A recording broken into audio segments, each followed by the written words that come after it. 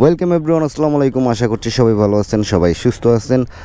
আজকের ভিডিওটা মূলত হচ্ছে আরএফআইডি নিয়ে, আসলে ডিজিটাল নাম্বার প্লেট নিয়ে।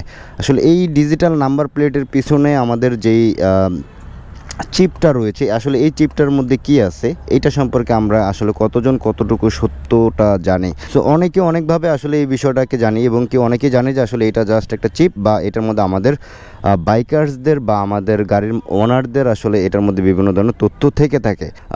আরএফআইডি নিয়ে আসলে আমরা কতটুকু জানি, আসলে আরএফআইডি কিভাবে কাজ করে, এটা নিয়ে হচ্ছে আজকের মূলত ভিডিওটা। এবং কি এই আরএফআইডি কিভাবে কাজ করে, বা আরএফআইডিকে আদৌ কোনো ট্র্যাকিং ডিভাইস বা এটা কি জিপিএসের মতো কি কাজ করে কি না, আসলে এই সম্পর্কে আমরা আজকে বিস্তারিত জানবো। চলুন শুরু করা যাক আজকের ভিডিওটি। আর যদি ভিডিওটি ভালো লেগে থাকে তাহলে অবশ্যই এই ভিডিওতে একটি লাইক করে যাবেন, এবং কি চ্যানেলে নতুন দর্শক হলে অবশ্যই চ্যানেলটি সাবস্ক্রাইব করতে ভুলবেন না। চলুন শুরু করা যাক আজকের ভিডিওটি।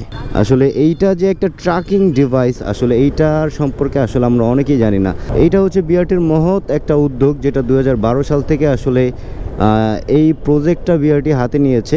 সারা বাংলাদেশে আসলে এই প্রজেক্টটা নিয়ে কাজ করার কথা থাকলেও এখন পর্যন্ত আসলে এটা সারা বাংলাদেশে তো যায়ই নাই, বা ঢাকা শহরে প্রপারভাবে আসলে এইটা নিয়ে আসলে আর কোনো কাজ করা হচ্ছে না। আপনার গাড়িটি হারিয়ে গেলে সেইটাকে ট্র্যাকিং করার মতো ক্ষমতা আসলে এই নাম্বার প্লেটের চিপের মধ্যে দিয়ে দেওয়া হয়েছে। এই চিপের মধ্যে কিন্তু আসলে ট্র্যাকিং ডিভাইস বা আমাদের বাইকার্সদের তথ্য, সকল ধরনের ডাটা কিন্তু আসলে এটার মধ্যে কিন্তু অ্যাভেলেবেল থাকে।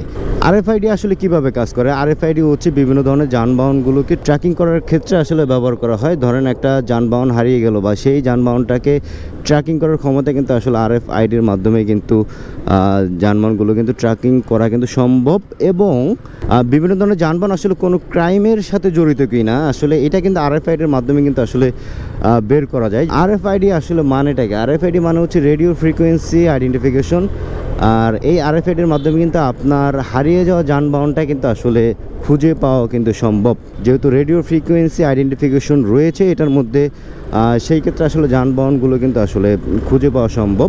যেই উদ্যোগটা কিন্তু বিআরটি আসলে নিয়েছিল, এবং কি মহৎ একটা উদ্যোগ নিয়েছিল, যেটা আমাদের জন্য বা আমাদের কথা চিন্তা করেই কিন্তু আসলে এই সকল একটা উদ্যোগ নিয়েছিল বিআরটি, কিন্তু সেটা বাস্তবায়নের ক্ষেত্রে আসলে ব্যাপারটা জিরো হয়ে দাঁড়িয়েছে। ঢাকা শহরের বিভিন্ন জায়গায় কিন্তু আরএফআইডির কিন্তু ডিভাইসগুলো রয়েছে, বা আরএফআইডির স্টেশনগুলো রয়েছে। ঢাকা শহর আসলে 10টি জায়গার মধ্যে আসলে আরএফআইডির স্টেশন রয়েছে। বেশ কয়েকটা স্টেশন আসলে ঢাকা শহরে থাকলেও ঢাকা শহরের প্রায় 10টির মতো আরএফআইডির স্টেশন রয়েছে, এবং কি ডিভাইস রয়েছে, যেই জায়গা থেকে আসলে আরএফআইডি এটা আসলে কন্ট্রোল করা হয়, যেখান থেকে আসলে পসিবল বিভিন্ন ধরনের যানবাহন আসলে ট্র্যাক করা পসিবল ওইটার মাধ্যমে। কারণ এখন আপনারা স্ক্রিনে দেখতে পাচ্ছেন আসলে বিভিন্ন জায়গায় যে আরএফআইডির স্টেশনগুলো রয়েছে, বিভিন্ন জায়গায় যে আরএফআইডির স্টেশন বা আরএফআইডি ডিভাইসগুলো থাকবে, সেই আপনার হারিয়ে যাওয়া যানবাহন যদি সেই স্টেশন থেকে যদি অতিক্রম করে, তাহলে সেই স্টেশনে সকল ধরনের ডাটা কিন্তু অ্যাভেলেবেল কিন্তু থাকবে, যে এই স্টেশন থেকে এই মুহূর্তে এই টাইমে আসলে আপনার যানবাহনটি অতিক্রম করেছে। এবং কি আরএফআইডির স্টেশনগুলোতে সিসি ক্যামেরা দিয়ে আসলে আওতাভুক্ত থাকে।